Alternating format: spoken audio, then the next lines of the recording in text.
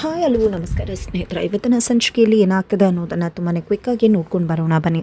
ಇಲ್ಲಿ ತಾಂಡವ ಇಲ್ಲ ಶ್ರೇಷ್ಠ ಖಂಡಿತ ಎಡವಟ್ಟಾಗೋಯ್ತು, ಅಮ್ಮ ಸೈನ್ ಹಾಕಿಲ್ಲ ಅಂದಮೇಲೆ ಅಪ್ಪ ಕೂಡ ಹಾಕೋದಿಲ್ಲ, ನನಗೆ ಜೈಲೇ ಇಗತ್ತೆ, ಈ ಮನೆಯೂ ಇಲ್ಲ, ಖಂಡಿತ ನಾನು ಜೈಲಿಗೆ ಹೋಗಬೇಕಾಗತ್ತೆ ಅಂತ ಹೇಳ್ತಾರೆ. ತಾಂಡವ್ ಯಾಕೆ ರೀತಿ ಅನ್ಕೋತಾ ಇದೆಯಾ, ನೀನು ಯಾವುದೇ ಕಾರಣಕ್ಕೂ ಕೇಸನ್ನು ವಾಪಸ್ ತೊಗೋಬೇಡ ಅಂದಾಗ ತೊಗೊಳ್ಳಿಲ್ಲ ಅಂದರೆ ಖಂಡಿತವಾಗ್ಲೂ ನನ್ನನ್ನು ಜೈಲಿಗೆ ಕಳಿಸ್ತಾರಷ್ಟೇ ಅವರು ಅಂತ ತಾಂಡವ್ ಹೇಳ್ತಾರೆ. ಅದಕ್ಕೆ ನನ್ನ ಹತ್ರ ಒಂದು ಪ್ಲ್ಯಾನ್ ಇದೆ, ನೀನು ಸಾಯೋದಕ್ಕೆ ತೀರ್ಮಾನ ಮಾಡು, ಖಂಡಿತವಾಗ್ಲೂ ಈ ಒಂದು ಲೆಟರ್ಗೆ ಸೈನ್ ಕೂಡ ಹಾಕು, ನೀನು ಯಾಕೆ ಸಾಯ್ತಿದ್ಯಾ, ನಿಮ್ಮ ಅಮ್ಮನಿಂದ ಭಾಗ್ಯದಿಂದ ಕಾಮತ್ತಿಂದ ಅಂತ ಹೇಳಿ ಬರೆದಿಡು, ಆಗ ಖಂಡಿತ ಇದು ವರ್ಕ್ ಆಗುತ್ತೆ, ನಿನ್ನ ಮನೇನೂ ಉಳಿಯತ್ತೆ, ಜೈಲಿಗೂ ಹೋಗೋದಿಲ್ಲ ಅಂತ ಹೇಳಿ ಶ್ರೇಷ್ಠ ಹೇಳ್ತಾರೆ. ಇಲ್ಲ ಅದು ಆಗೋದೇ ಇಲ್ಲ, ಖಂಡಿತವಾಗ್ಲೂ ಡಾಕ್ಟರ್ಗೆ ಗೊತ್ತಾಗುತ್ತೆ ನಾನು ವಿಷಯ ತೊಗೊಂಡಿಲ್ಲ ಅಂತ ತಾಂಡವ್ ಹೇಳಿದಾಗ, ಆ ರೀತಿ ಯಾಕೆ ಅನ್ಕೋತೀಯ, ನೀನು ಊಟ ಮಾಡ್ತಿದ್ಯಾ ಅಲ್ವಾ, ಇದರಲ್ಲಿ ಆಲ್ರೆಡಿ ನಾನು ಮಿಕ್ಸ್ ಮಾಡಿದ್ದೀನಿ ಅಂತ ಶ್ರೇಷ್ಠ ಹೇಳಿದ ತಕ್ಷಣ ಮಾಡಿರೋ ಊಟವನ್ನೇ ಉಗ್ಳುತ್ತಿದ್ದಾರೆ. ತಾಂಡವ್ ಎಂಥ ಎಡವಟ್ಟು ಮಾಡಿಬಿಟ್ಟೆ ನೀನು, ನಿನ್ನಿಂದಾಗಿ ನನಗೆ ಏನೆಲ್ಲ ಅನುಭವಿಸ್ಬೇಕಾಯ್ತು, ನಾನು ಸಾಯಿಸಬೇಕು ಅಂತಲೇ ಇಷ್ಟೆಲ್ಲ ಪ್ಲ್ಯಾನ್ ಮಾಡಿದ್ಯಾ ಅಂತ ಕೇಳ್ತಿದ್ದಾರೆ. ಸುಮ್ಮನೆ ಯಾಕೆ ಏನೇನೋ ಅನ್ಕೋತಿದ್ಯಾ ತಾಂಡವ, ಆ ರೀತಿ ಏನಿಲ್ಲ, ಈ ಪೇಪರ್ಗೆ ಸೈನ್ ಹಾಕು, ಮೊದಲು ಹಾಸ್ಪಿಟಲ್ಗೆ ಹೋಗೋಣ ಬಾ ಅಂತ ಹೇಳಿದಾಗ ಸೈನ್ ಹಾಕಿ ಶ್ರೇಷ್ಠ ಜೊತೆ ಹಾಸ್ಪಿಟಲ್ಗೆ ಹೋಗ್ತಿದ್ದಾರೆ.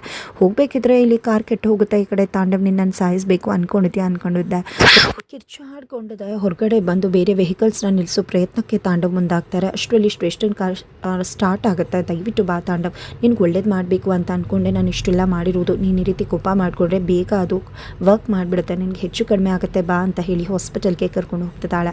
ಅದ ಕಡೆ ಆದಿ ಭಾಗ್ಯಗೆ ಪ್ರಪೋಸ್ ಮಾಡಬೇಕು ಅಂತ ಯಾವ ಬಟ್ಟೆ ಹಾಕ್ಕೊಳ್ಳೋದು ಅಂತ ರೆಡಿ ಆಗ್ತಿದ್ದಾರೆ.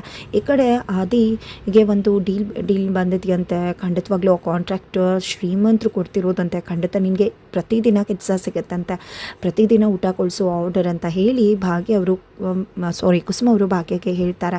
ನೀನು ಮತ್ತು ಆದಿ ಇಬ್ಬರು ಕೂಡ ಇವಾಗ ಹೋಗಬೇಕು, ನೀನು ಒಳ್ಳೆ ಮುದ್ದಾಗಿ ರೆಡಿ ಆಗು, ರೇಷ್ಮೆ ಸೀರೆ ಉಟ್ಕೊಂಡು, ಅವರು ದೊಡ್ಡ ಮನುಷ್ಯರು ಮುಂದೆ ನೀನು ಇಂಥ ಸೀರಿಯಲ್ ಹಾಕೊಂಡು ಹೋದರೆ ಏನು ಚೆನ್ನಾಗಿ ಕಾಣಿಸುತ್ತೆ, ನಿಂಗೆ ಅವ್ರ ಕಾಂಟ್ರಾಕ್ಟ್ ಸಿಗಬೇಕಲ್ವಾ, ಅವ್ರ ನಡುವೆ ನೀನು ಕೂಡ ಅದೇ ಸ್ಟ್ಯಾಂಡರ್ಡಲ್ಲಿ ಇರಬೇಕಲ್ವಾ, ಅದಕ್ಕೋಸ್ಕರ ತುಂಬ ಚೆನ್ನಾಗಿ ಅಲಂಕಾರ ಮಾಡಿಕೊಂಡು ರೇಷ್ಮೆ ಸೀರೆ ಉಟ್ಕೊ ಅಂತ ಹೇಳಿ ಕುಸುಮ ಅವರು ಅಲಂಕಾರ ಮಾಡಿಸ್ತಿದ್ದಾರೆ. ಆ ಕಡೆ ಆದಿ ಕೂಡ ತುಂಬ ಚೆನ್ನಾಗಿ ರೆಡಿ ಆಗೋಕ್ಕೆ ಮುಂದಾಗಿದ್ದಾರೆ. ಅದನ್ನು ನೋಡಿದ ಕಾಮತ್ ಅವರು ಭಾಗ್ಯ ಕಾಲ್ ಮಾಡ್ತಾರೆ, ಆದಿ ಎಲ್ಲರೂ ಹೋಗ್ತಿದ್ದಾನೆ ಅಂತ. ಹೌದು, ನಾವಿಬ್ಬರು ಹೊರಗಡೆ ಹೋಗ್ತಾ ಇದ್ದೀವಿ ಕಾಂಟ್ರಾಕ್ಟ್ ವಿಷಯವಾಗಿ ಅಂತ ಹೇಳಿದಾಗ, ಹೌದಾ ಹಾಗಿದ್ರೆ ಇವತ್ತೇ ಹೇಳಿಬಿಡು, ಮಾತಾಡಿಬಿಡು ಭಾಗ್ಯ ಆದಿ ಜೊತೆ ಮದುವೆ ವಿಷಯನ ಅಂತ ಹೇಳಿ ಕಾಮತ್ ಅವರು ಹೇಳ್ತಾರೆ. ಭಾಗ್ಯ ಕೂಡ ಸರಿ ಆಯಿತು ಅಂತ ಹೇಳ್ತಾರೆ. ನಂತರ ಈ ಕಡೆ ಆದಿ ಮತ್ತು ಭಾಗ್ಯ ಇಬ್ಬರು ಕೂಡ ಒಂದು ಬೆಟ್ಟದ ತುದಿಗೆ ಬಂದಿದ್ದಾರೆ. ಅಲ್ಲಿ ಆದಿ ಭಾಗ್ಯ ಹತ್ರ ಮದುವೆ ವಿಷಯನ ಮಾತಾಡೋಕ್ಕೂ ಮುನ್ನನೇ ಭಾಗ್ಯ ಮದುವೆ ವಿಷಯವನ್ನು ಮಾತಾಡ್ಬಿಡ್ತಾರೆ ಆದಿ ಜೊತೆ. ಆಯಿತು, ನಾನು ಮದುವೆ ಆಗ್ತೀನಿ, ಬಟ್ ಹಸಮನೆ ಪಕ್ಕದಲ್ಲಿ ನೀವೇ ಇರಬೇಕು, ನಿಮಗೆ ನಾನು ತಾಳಿ ಕಟ್ಟಬೇಕು ಅಂತ ಹೇಳಿ ಆದಿ ಮಂಡಿಯವರಿಗೆ ಪ್ರಪೋಸ್ ಮಾಡ್ತಿದ್ದಾರೆ. ಭಾಗ್ಯ ಶಾಕ್ ಆಗ್ತಿದ್ದಾರೆ.